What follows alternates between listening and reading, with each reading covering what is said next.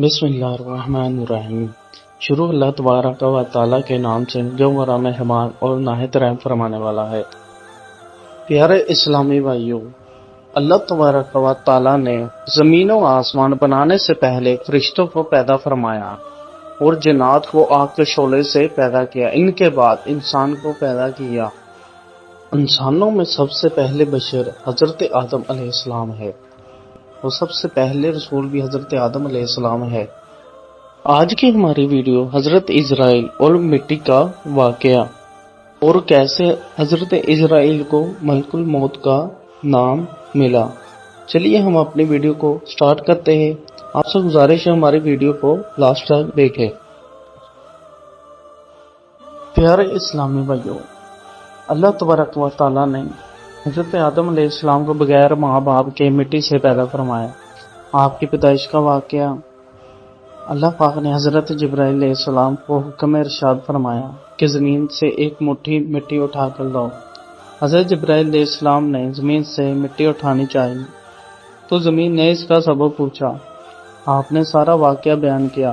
اس پر زمین کہنے لگی، میں خدا کی پناہ چاہتی ہوں اس بات سے کہ مجھ سے کچھ کم کیا جائے یا میری کوئی چیز خراب کی جائے۔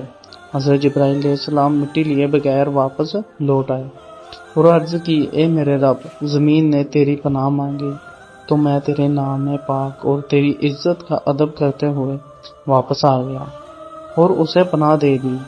پھر اللہ پاک نے حضرت میکائیل علیہ السلام کو بھیجا، انہوں نے بھی اسے پناہ دے دی اور بارگاہ الہی میں وہی عرض کی جو حضرت جبرائیل علیہ السلام نے عرض کی تھی۔ پھر اللہ پاک نے حضرت اسرافیل علیہ السلام کو بھیجا تو وہ بھی اسی طرح واپس آ گئے۔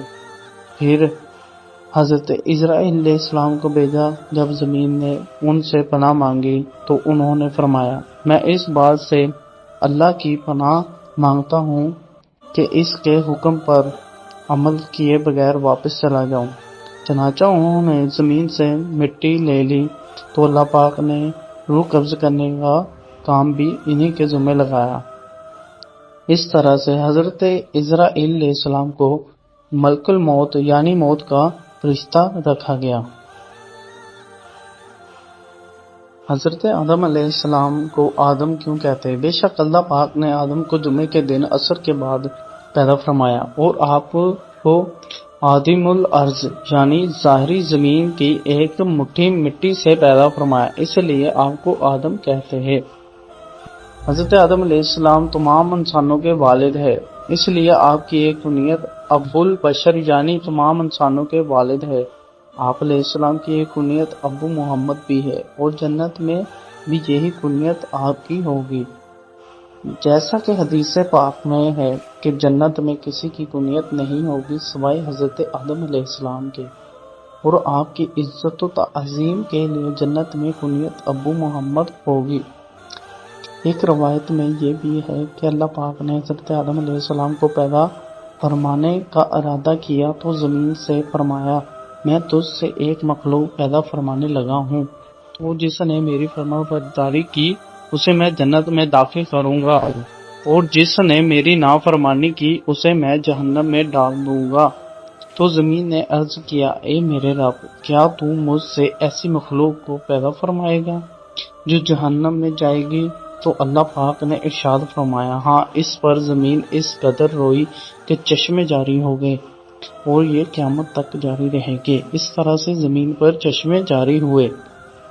حضرت آدم علیہ السلام کا مبارک خمیر جس مٹی سے تیار ہوا اس سے بچ جانے والی مٹی شریف سے کھجور کا درخت بنایا گیا، جیسا کہ مسلمانوں کے پہلے خلیفہ حضرت مولا علی شیر خدا بیان کرتے ہیں کہ حضور صلی اللہ علیہ وآلہ وسلم نے ارشاد فرمایا، کھجور کا احترام کرو کیونکہ یہ تمہارے والد حضرت آدم علیہ السلام کی بچی ہوئی مٹی سے پیدا کی گئی ہے۔ اور ایک روایت میں یہ بھی ہے کہ کھجور، انار اور انگور کو حضرت آدم علیہ السلام کی بچی ہوئی مٹی سے پیدا کیا گیا۔ اگر دوستو آپ کو ہماری ویڈیو اچھی لگی ہو تو ہمارے چینل کو سبسکرائب کرنا نہ بھولیے۔ شکریہ، اللہ حافظ، اپنا خیال رکھیے گا۔